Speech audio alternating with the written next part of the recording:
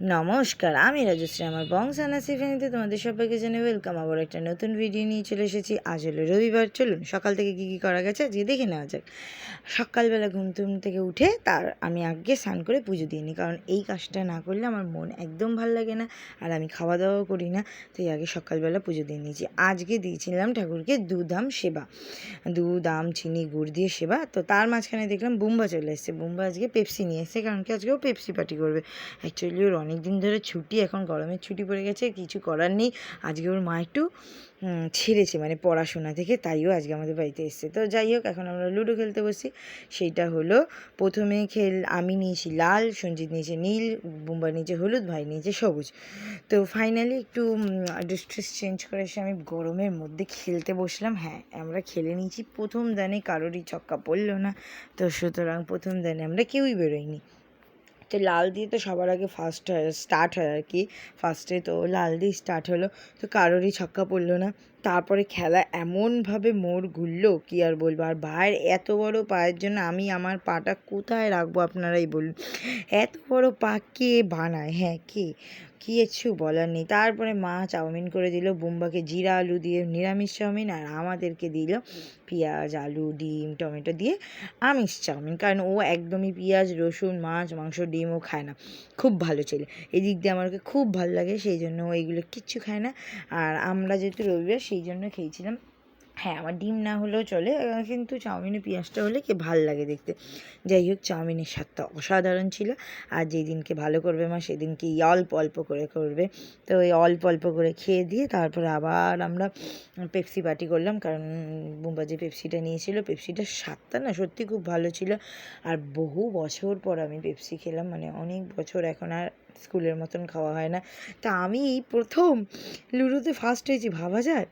এই প্রথম লাল ফার্স্ট হয়েছে, বুম্বা সেকেন্ড হয়েছে, সঞ্জিত থার্ড হয়েছে, আর ভাই পুরোটাই হেরে গেছে। নিয়ে তারপরেও আবার বললো যে খেলতে সাপ মইটা মানে এই খেলাটাও খেলে নিতে। তো তারপরে যার যার গুটি যা যা ছিল সেম সেম নিয়েছে। বুম্বা এখানে ফার্স্ট হয়েছে, সঞ্জিত এখানে সেকেন্ড হয়েছে, আমি হয়েছি মানে থার্ড হয়েছি, ভাই এখানে আবারও লাস্ট হয়েছে। আজকে ওর কপালটাই খারাপ। তো যাই হোক, এইসব করে ঠরে আমাদের তো আজকে মাছ মাংস দুটোই হয়েছিল। তো এখন ভাত খেতে বসে গেছি দুপুরবেলা সবাই মিলে। তা ভাত নিয়েছি, আলু ভাজা পটল ভাজা বেগুন ভাজাটা ছিল, মামা সাহেব মামা আর সঞ্জিত খেয়ে নিয়েছে। তো ওখানে আমের চাটনি, তারপর এখানে মাছের ঝোল ছিল প্লেন, ডাঁটা আলু বেগুন দিয়ে, আর ওখানে ছিল কষা মাংস।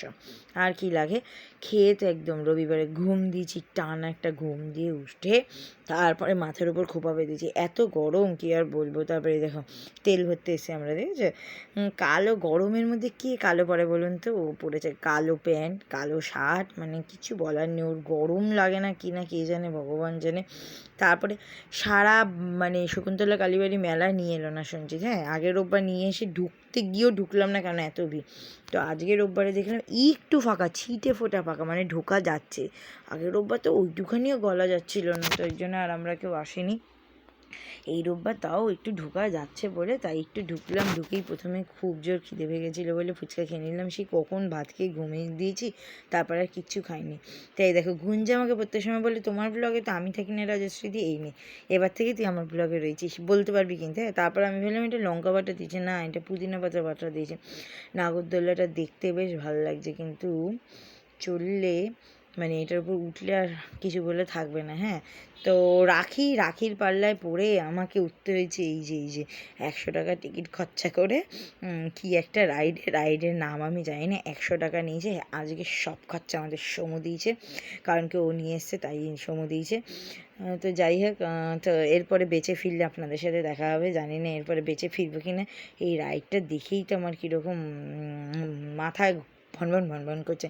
আমি সত্যি চড়ার কোনো ইচ্ছা ছিল না। রাখি বললো না চলো রাশিদি চড়ি না, একটু এক্সপিরিয়েন্স হবে, অ্যাডভেঞ্চার হবে। নেই অ্যাডভেঞ্চারের চক্করে তো ওপরে চলে যাওয়ার মতন অবস্থা।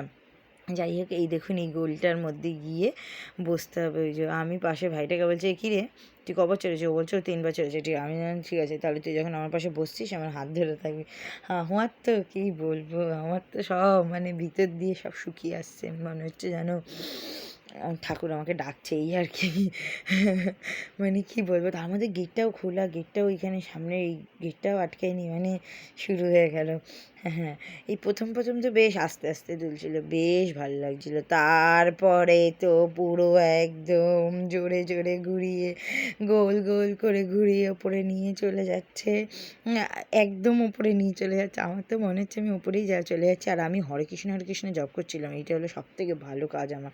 হ্যাঁ, চোখ বন্ধ করে একটানা হরে কৃষ্ণ কৃষ্ণ কৃষ্ণ হরে হরে, হরে রাম রাম রাম হরে হরে জপ করে গেছি একটানা, মানে আমি চোখ খুলিই নি। তারপরে তো চোখ খুলে হাফ ডান, সত্যি আমি হাফ ডান, মানে পুরো পুরো ঘুরছে আমার, পুরো ঘুরছে। যাই হোক, ওদের দুজনের ভালো লেগেছে।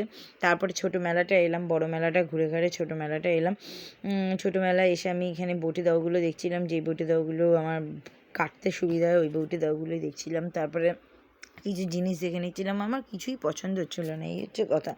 এখন না মেলায় দেখি সবই এক। তারপরে দেখো কালী মন্দির, এটাই হলো আমাদের শকুন্তলা কালী মন্দির।